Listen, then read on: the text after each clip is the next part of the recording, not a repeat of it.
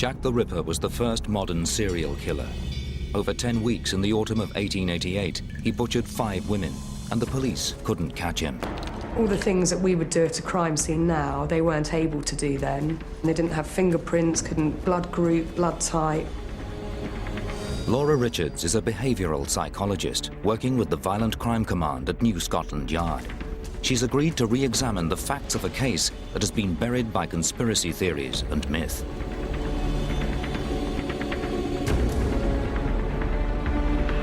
Laura brings the experience of a decade studying the most dangerous criminals, killers and rapists, from Fred West to Ian Huntley. She'll pull together a team of experts who'll use the techniques of 21st century policing to help her get inside the killer's mind.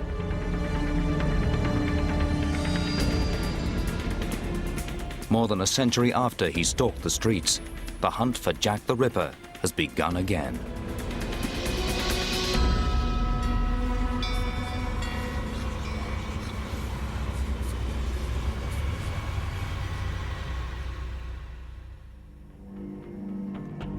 But she was my wife, Polly Nicolls. She was my sister Annie, the widow of John Chapman. You've got an offender who's prolific, who's predatory, who's killing women. We lived together as man and wife. Her name was Liz Stride. And not only killing them, he's mutilating them and leaving them out publicly, displayed. I think there's certainly a sense of injustice. Her name was Catherine Eddowes. To Laura Richards, the case of Jack the Ripper is unfinished business. I think there are many features that really grip me about this particular case. Not only the fact that it happened in London, it's my home force, it's where I work.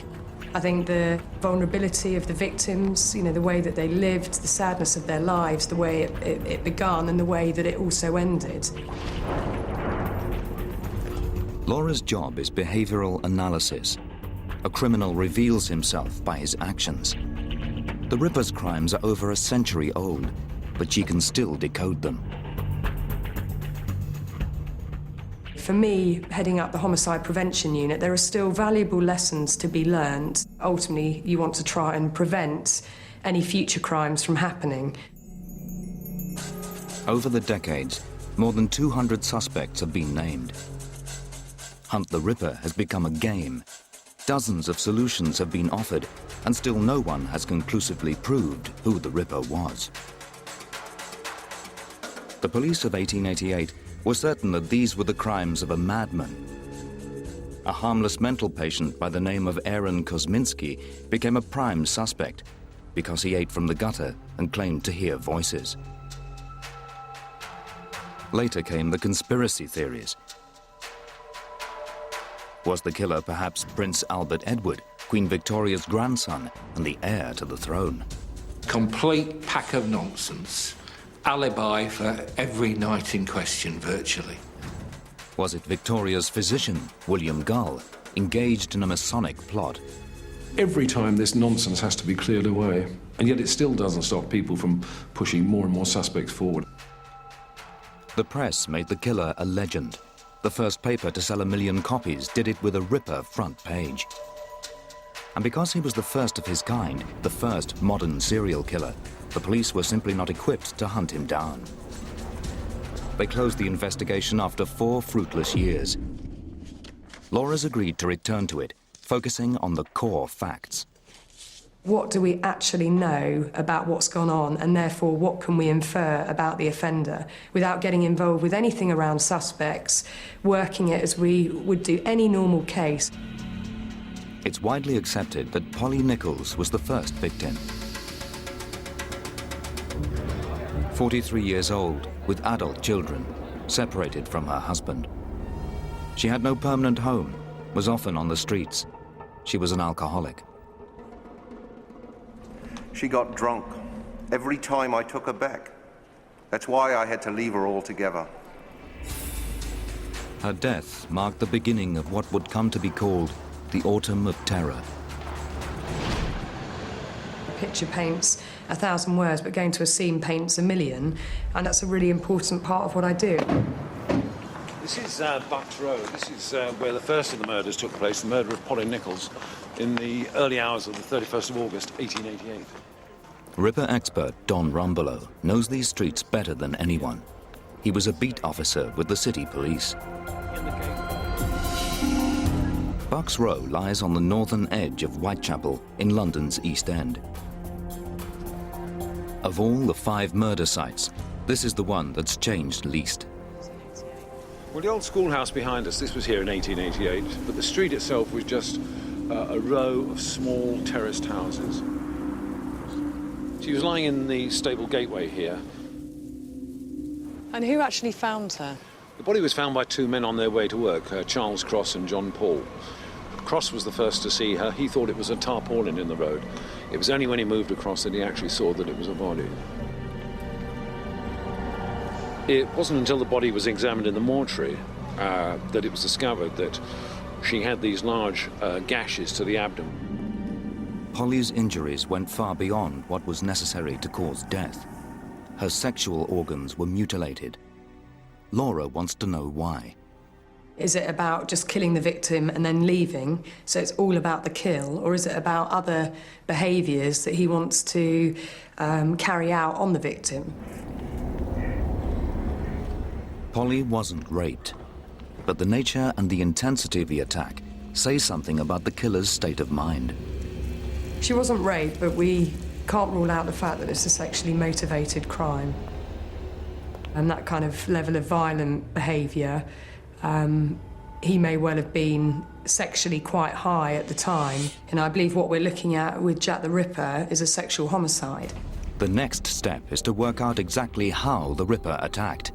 Laura will then look for patterns across all the murders, the connection between the 5 victims and their killer. She's also about to be presented with new physical evidence, evidence that may contain the DNA of Jack the Ripper.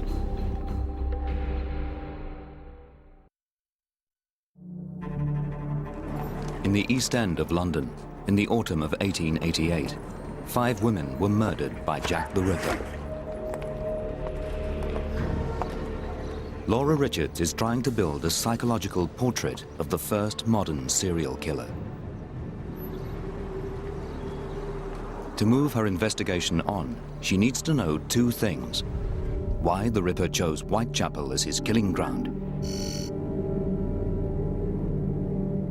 and why he chose 43-year-old Polly Nicolls as his first victim. So why was Polly at Bucks Row? Probably looking for a customer. She'd had 3 customers that day, but she'd spent the money on gin. So she was a prostitute? She was a prostitute, and she felt she was going to get another customer. She was going to get a 4th customer because she got a new hat, and she thought she was looking very attractive. She was drunk, but she thought she was looking very attractive. Sex workers, prostitutes, tend to be, more often than not, the victim of crime because of availability and opportunity. Polly Nicolls' lifestyle made her vulnerable. Even before the Ripper, the place where she lived was already the toughest area in London. 55% of all children born in the East End were dead before the age of 5. This was a society ruled by poverty and drink. Alcohol had hit the poor of London in the same way that crack would hit American cities a century later. You have drunkenness, you have battered wives, you have battered children, you have violence. This is all generated by the brutality of the social conditions of living and working, or trying to work, in the East End of London. Not only Polly Nicolls, but all 5 of the Ripper's victims lived in these conditions, in this community. In fact, they all lived and died within a single square mile. Selling sex was often the only way to get by. Up to 5,000 women worked as prostitutes in this area alone. For a predatory sexual killer, Whitechapel offered an abundance of vulnerable, easy targets. This is probably the only serial killer case that I can think of where you can walk all the crime scenes in less than 2 hours. All these crimes have occurred within 1 mile radius. This environment clearly suited the Ripper's purposes. But was he what criminal psychologists call a poacher, someone who came from outside Whitechapel just to hunt? Or was he a marauder, attacking within his own community? Laura turns to a mapping technique called geographic profiling. It's used by law enforcement agencies around the world to interpret crime scene locations. Geoprofiling was invented by Dr. Kim Rosmo of the University of Texas. He's an ex-cop and a mathematician, and some years ago, he spotted that it's possible to use crime locations to identify where the perpetrator has his base, his home. Most criminals operate out of their home in terms of their search for criminal targets. Criminals commit crimes close to where they live, but not too close. They're affected by concerns over anonymity and not wanting to hunt in an area where they might be identified. Dr. Rosmo uses a formula based on data from dozens of solved cases. It interprets crime sites and key features of the area, homes, roads, public spaces. He then calculates where the offender comes from. We use a computer program to do upwards of 1 million calculations to determine the most likely area. It produces a map where color indicates probability. The offender's home is least likely to be in the black areas, most likely to be in the red. Given that the Ripper killings all took place within 1 square mile, it should be possible for Dr. Rosmo to pinpoint the street where the police of 1888 ought to have started their hunt. While Laura waits for the results of the geographic profile, she looks at the circumstances of the second killing. It happened 9 days after Polly's body was found, and only half a mile away, in Hanbury Street. The victim's name was Annie Chapman.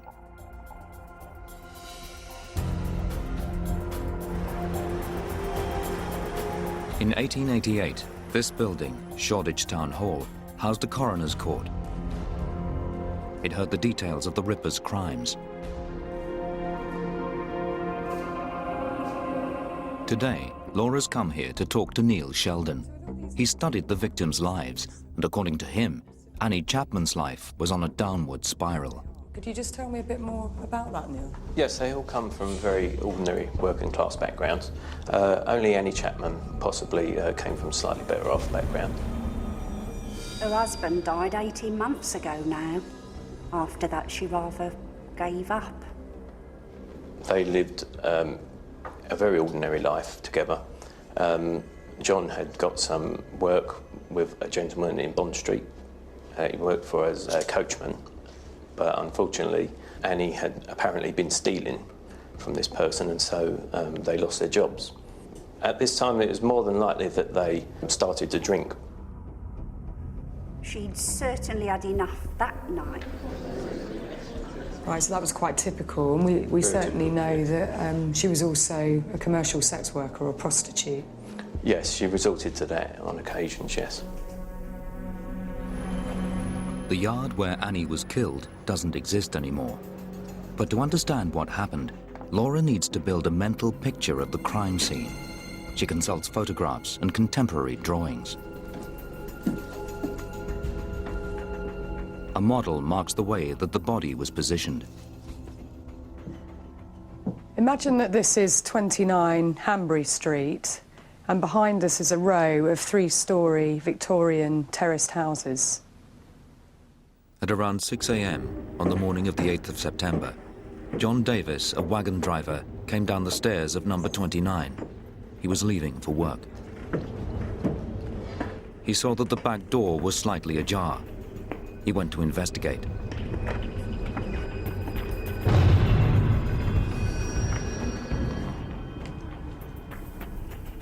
The head was 6 inches in front of the bottom step.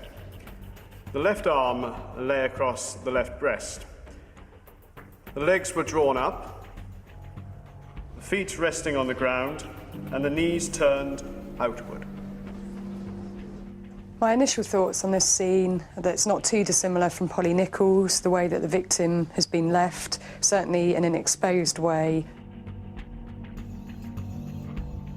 The cut on Annie Chapman's neck was so deep that it almost severed her head. Part of her uterus was missing. Her intestines had been drawn out and thrown up over her left shoulder. One witness from the scene described its effect. Every person who had seen the body looked afraid, as if they wanted to run away. There are some things that are purely functional. For example, overpowering the victim, trying to stop her from screaming, incapacitating her in the quickest time possible. But there are certainly other things that he's doing that are peculiar to him, that he gains a form of enjoyment. These things are unique to that particular offender. It's certainly a conscious decision to actually open up someone's intestine, remove part of it and take what we think, some of it with him, the uterus, and place the other part of it up by the top of the victim's head. Laura sees signs that even while he was killing, the Ripper was thinking about the consequences. He would generate shock and fear, and that was part of the thrill. The body has been displayed intentionally and left in that way for a purpose. He's interested in people's reaction and the impact of what he's done. He may have been calculating, planning. But he'd also put himself in a situation where the chance of being caught was very high. No fewer than 17 people lived at 29 Hanbury Street, coming and going at all hours. He could easily have been disturbed. When you know that it's a very busy area that he's chosen to attack the victim and indeed the victims in, it's certainly telling us that he is willing to take a high risk. This tells Laura about the Ripper's self-control. He either can't resist the need to kill, regardless of what might happen to him, or he is disciplined, confident, weighing up the odds and playing them. It's Annie Chapman's behavior which points to the answer. She almost certainly went with him of her own accord. If she'd been forced, if there'd been a struggle, it would have been heard. She probably thought he was a customer. He must have looked like a man who would do her no harm. He must have put her at her ease. The police of 1888 thought they were looking for an obvious lunatic, someone more animal than man. But the killer Laura sees doesn't fit any of the stereotypes. The off-the-shelf profile would state that this offender has low interpersonal skills, cannot communicate with women, would not have a relationship with women. I just don't buy into that. That's not something that I've seen over the 10 years of working violent crime. A lot of these offenders do have relationships with women. It appears that the Ripper managed to conceal what he was until the last second. To Laura, the point when sex became murder, when he showed his true intentions to his victim, is when he revealed most about himself.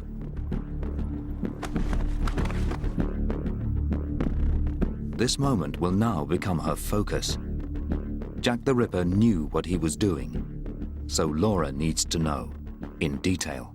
Violence is a choice. He's chosen to do that, to express himself in that way. And in the cold light of day, we're trying to make sense of what he's done. She turns to Peter Dean. He's a coroner and a police surgeon for a division of London that includes Whitechapel. If the Ripper struck today, it would be on Peter Dean's patch. As an expert witness, his job is the interpretation of wounds. And by looking at what happened across all the killings, he's able to build a picture of how the Ripper claimed a victim. He breaks an attack down into distinct phases: controlling, killing, and mutilating. In a sense, he's got three things to do, and the first two have to be achieved quite quickly.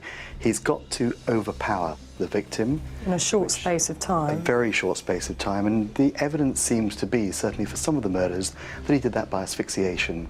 Certainly in the Annie Chapman situation, where the police surgeon, Dr. George Baxter Phillips, describes the body, he describes this body with this swollen tongue and the appearance of somebody who's been asphyxiated. The myth that's grown around the Ripper centers on the way he mutilated his victims.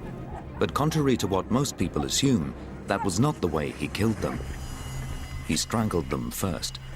I know from a lot of my work, it's actually quite hard to kill a victim using manual strangulation. Yeah. If you're talking about a purely asphyxial process, it takes time, it takes force. If they're not already dead from asphyxia, he's confirming it with a cut throat. And then, whilst they're on the ground, he then does the mutilations and what he's now become infamous for, the rippings. Absolutely. This phase is, in Laura's eyes, the Ripper's goal. He goes beyond the functional business of control and killing to doing those things which excite him and satisfy him. It tells you about, in terms of the signature, about his fantasy base. It tells you about the fact that he's deriving some form of pleasure. I would infer that it's something about anger, something about power and control. He didn't kill by cutting. He killed in order to cut. This part of what he did has been a source of grim fascination ever since the crimes were committed. It's also given rise to one of the great myths about the case. The idea that the perpetrator was a surgeon has refused to go away. It started with the doctor who performed Annie Chapman's post-mortem, who thought he saw signs of surgical training, but his theory had little support. Later doctors have disagreed with that, and Dr. Bond, who reviewed all of the post-mortems, and it was his view that this was somebody who didn't have any anatomical or surgical knowledge, nor even the knowledge that would have been obtained by working as a butcher or a horse slaughterer or the other things that would have gone on at that particular time. To Laura, the question of how skilled the Ripper was distracts from something far more important: the psychological drive it takes to inflict this much damage on another person. We look at it quite coldly. It's happened and we're being very matter-of-fact, but to kill someone actually takes an awful lot. Laura has spent years studying killers and what motivates them. Jack the Ripper struck more than 100 years ago, but she sees little difference between him and modern serial offenders. I've collected a large database of violent and serial offenders and then tracked them right back to their childhood to see what's gone on. Something that's traumatic, something, you know, around physical, emotional, sometimes psychological abuse, which has led them to become the person they are. Powerless people will always seek to take the power back, and I put Jack the Ripper in that bracket.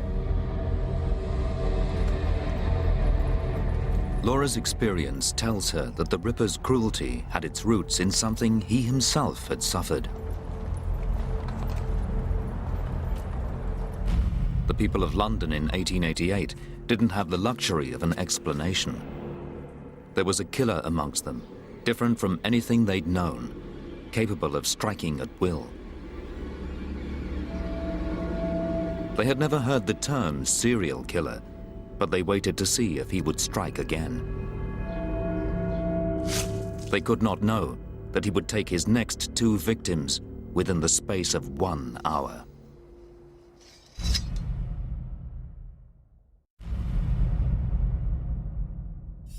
Behavioral analyst Laura Richards is re-examining the case of Jack the Ripper with the same tools that she would use if she were assisting police in a modern-day murder case. She works on the basis that everything he did was a choice, which says something about him. She now receives a visit from her old mentor, John Grieve. He retired from the Met in 2002 as one of London's most senior and respected policemen. He's tackled some of the largest and most complex manhunts in the history of this city. He's also an expert on the Ripper case and brings news of a new development in the story. It relates to Jack's 4th victim, Catherine Eddowes.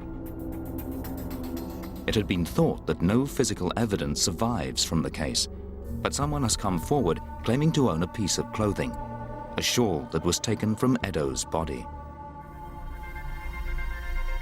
A team of forensic scientists have gone to take samples. The authenticity of the shawl is far from certain. It belongs to the descendants of one of the policemen who attended the scene. Though it's in private ownership now, it spent some time in the Crime Museum at New Scotland Yard. And if it is genuine, it is the last physical link that anyone has to the Ripper crimes. So there is what is said to be Catherine Eddowes' shawl. Well, you know, if we don't do a test on it, we won't know whether we can match some of the DNA to some of her surviving relatives. DNA samples are useless without something with which to compare them. But there's been a development there too. Catherine Eddowes' descendants have been traced and contacted. They've agreed to give DNA swabs.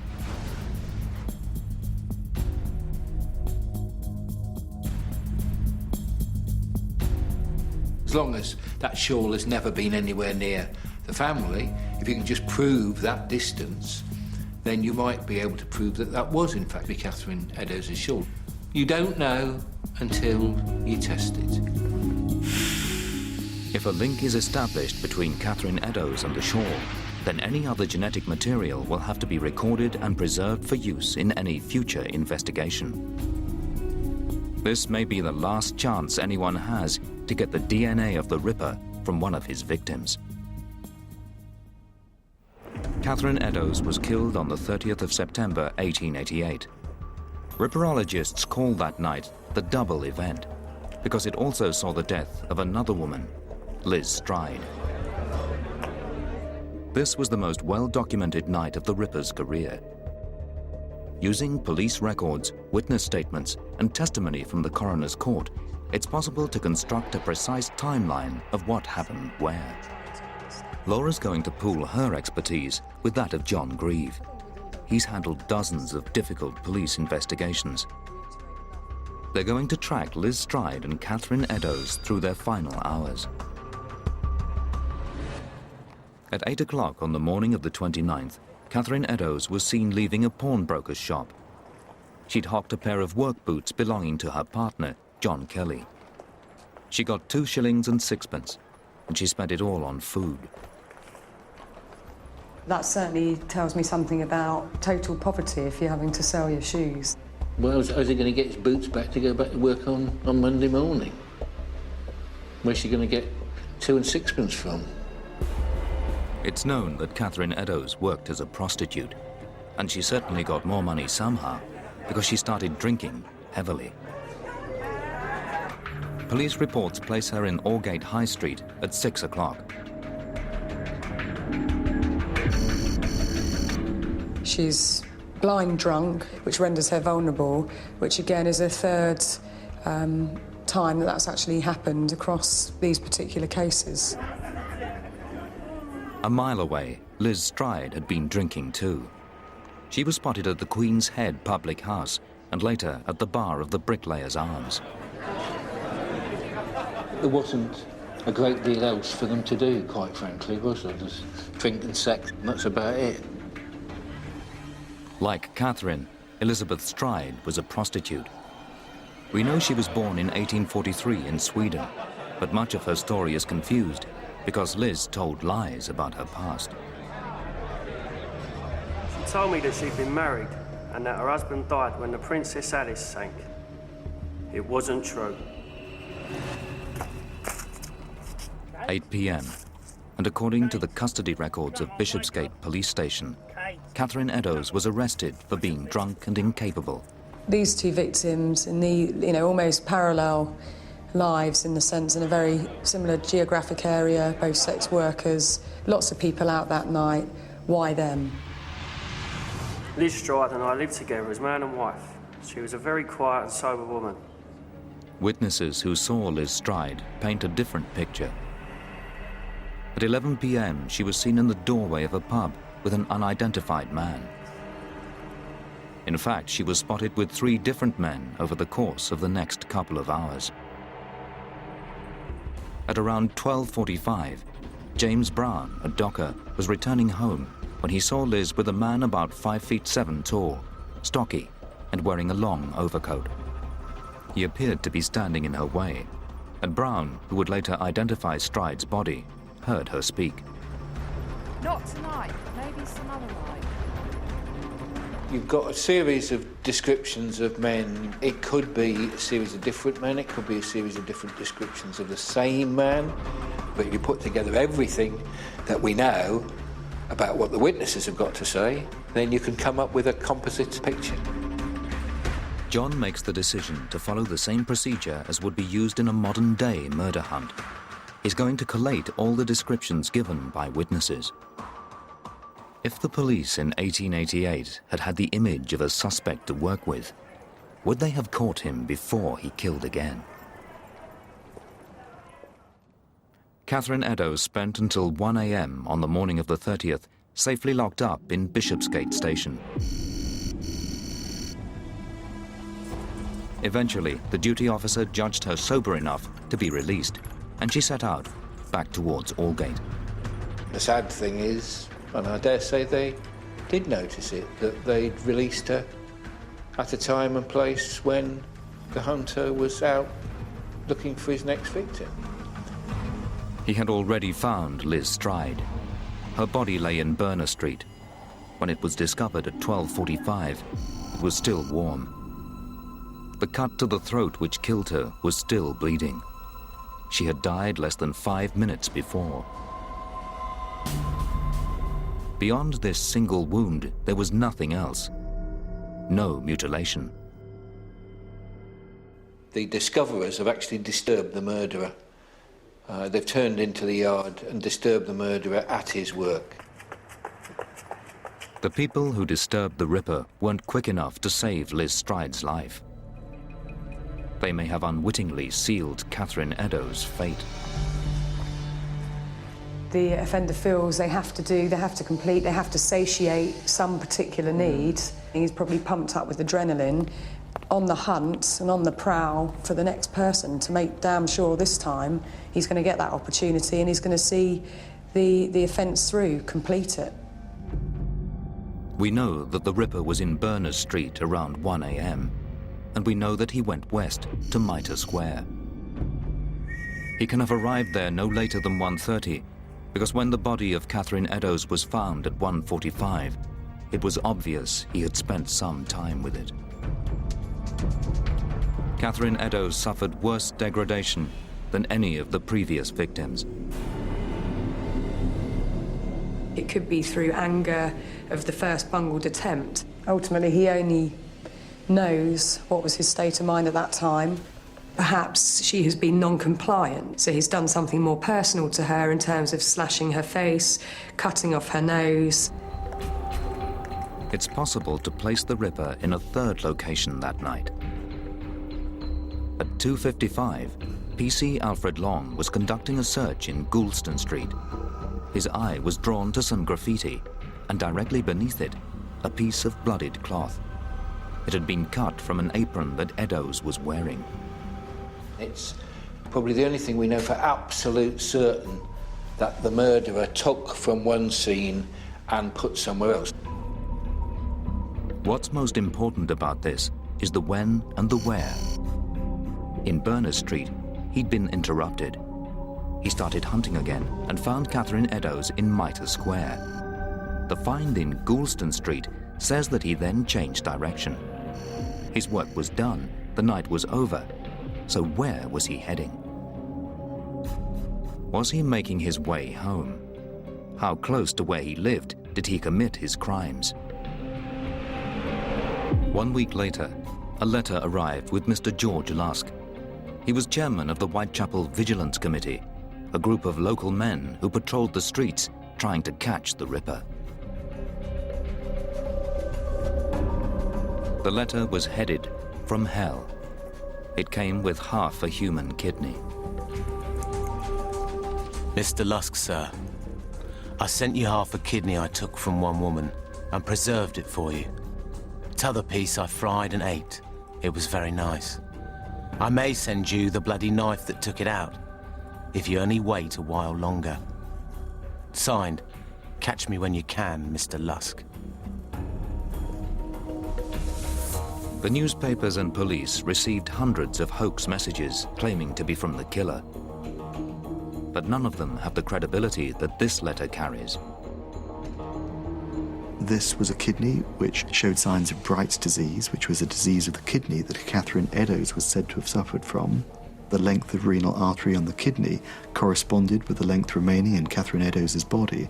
Now, if all of these accounts were true, then this clearly gives a lot more credibility to the Lusk letter. What does the letter reveal about its author? Some people say it's a trick, that the Ripper wrote it as an educated person trying to put people off the scent by appearing semi-literate. Laura turns to forensic linguist Dr. Frances Rock.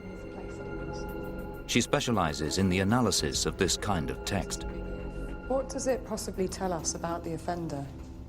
There are words that are interesting, like two words that have E's, as we might see to the modern eye, missing from the end: knife and while.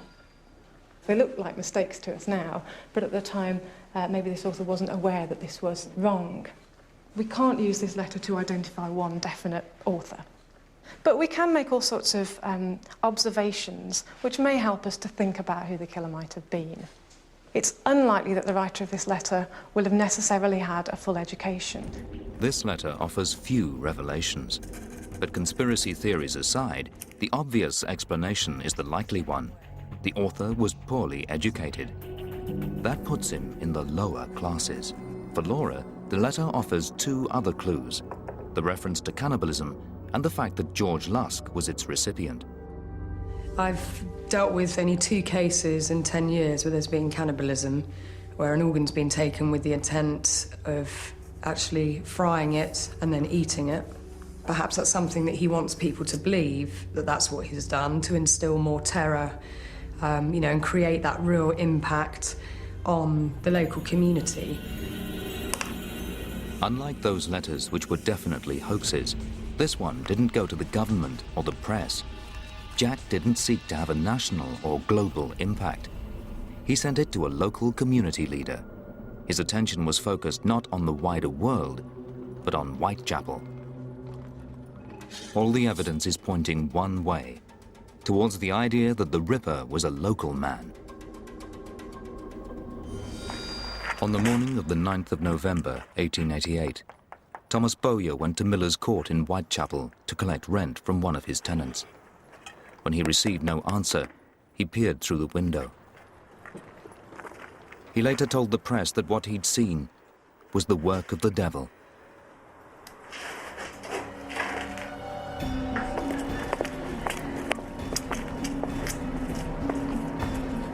The door to Mary Kelly's lodgings was locked.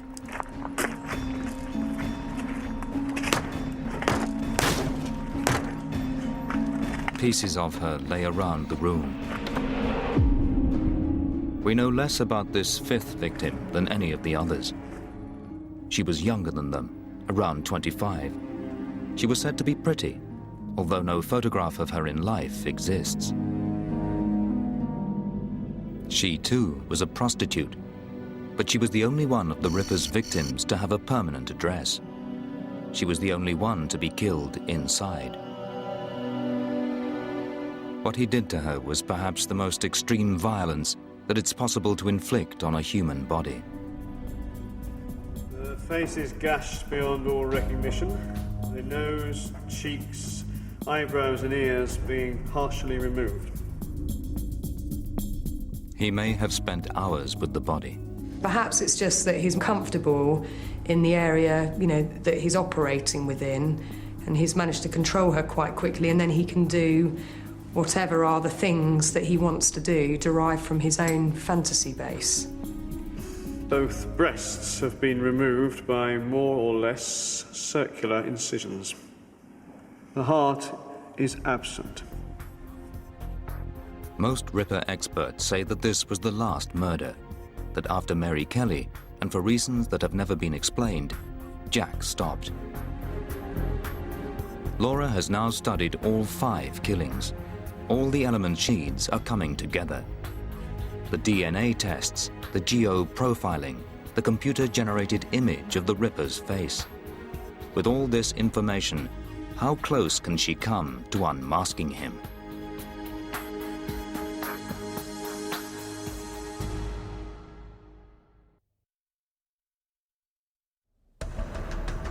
Laura Richards of New Scotland Yard's Violent Crime Directorate has examined all 5 of the murders generally attributed to Jack the Ripper.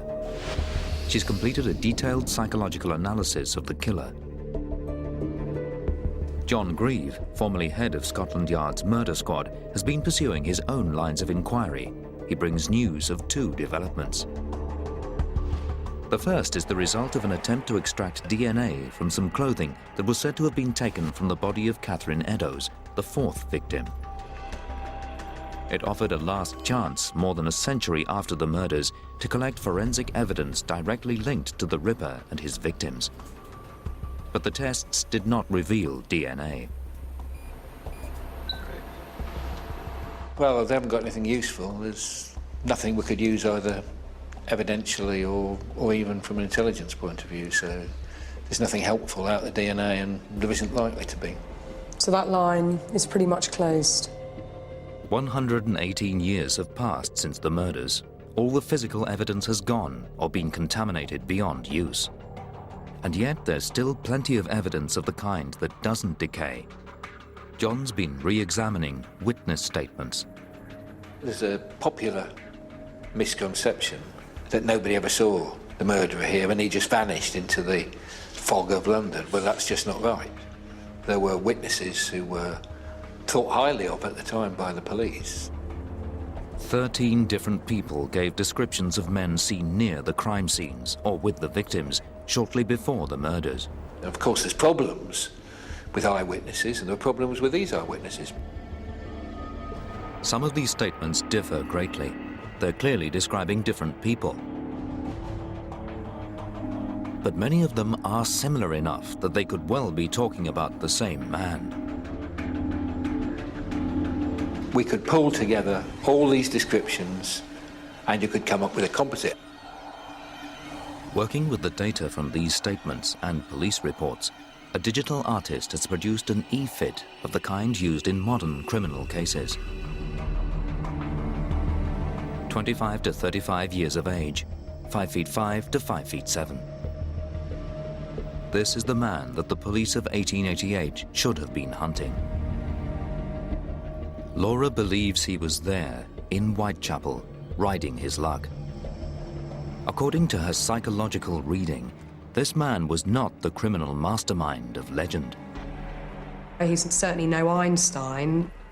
We know that he's a risk taker. He's impulsive, irresponsible. This is someone who hasn't been detected, and you can say 80% of that's probably due to chance and luck, and 20% may be down to his tactical planning around what he's done.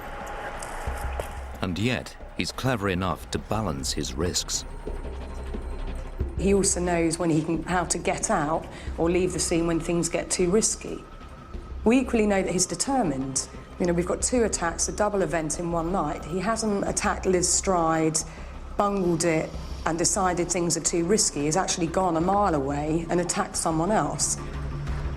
The man she describes is socially skilled.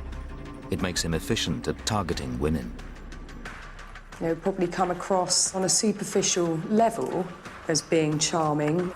He could get away with it to a degree, which doesn't rule him out of having short-term relationships with females. Beneath the surface is a complete lack of normal emotion. I think he'd certainly have a lack of empathy or remorse or levels of guilt about what he's done. I don't think he would be bothered. He certainly seems to see the victims as object. It's the combination of these traits, charm, determination, and ruthlessness, hidden by the ability to blend in, that makes him dangerous. The key point is if he was so obvious, he would have been put into the inquiry time and time again by lots of different people. This guy, you know, he'd be unassuming, he'd be inoffensive, and he'd be right under their noses. The place to hunt for him was close to his crimes in Whitechapel. But where? Laura asked geographic profiler Kim Rossmo to look at the case, and he now thinks he can identify the street where the killer was most likely to live. His geo-profiling system has been deployed by police forces around the world to track and catch serial offenders. He's run the 5 Ripper sites through it. The red zones, the peaks, indicate the places where the police should have focused their search. And I can see that the peak area where the profile is falling on covers Flower and Dean Street, Fashion Street, Thrall Street, here in the center of Whitechapel. The highest point of the peak is Flower and Dean Street. The geo-profile says Jack the Ripper lived here. It's based purely on where the 5 women were killed. But it fits in perfectly with the story of their lives. Because in the year before the murders, Each of them lived within 100 yards of this street.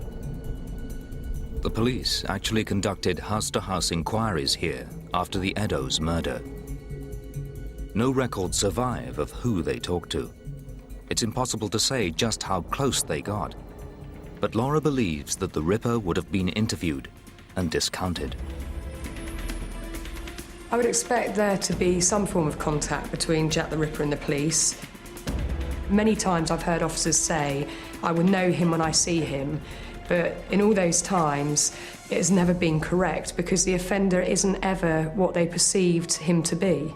He's someone who's been totally overlooked by very virtue of the fact he's so ordinary and so mundane, and I think that's the whole point here. He's committed an extraordinary set of offences, but he's probably quite an ordinary guy. This may be as close as it is possible to get to the first modern serial killer. But if the police then had had the tools that are available today, things might have been different. Most of us would never have heard of Jack the Ripper. There would be no myth, no mystery. Somebody who's sitting in the investigating officer's chair, if he'd had all the information that we could give him now, he'd have got him.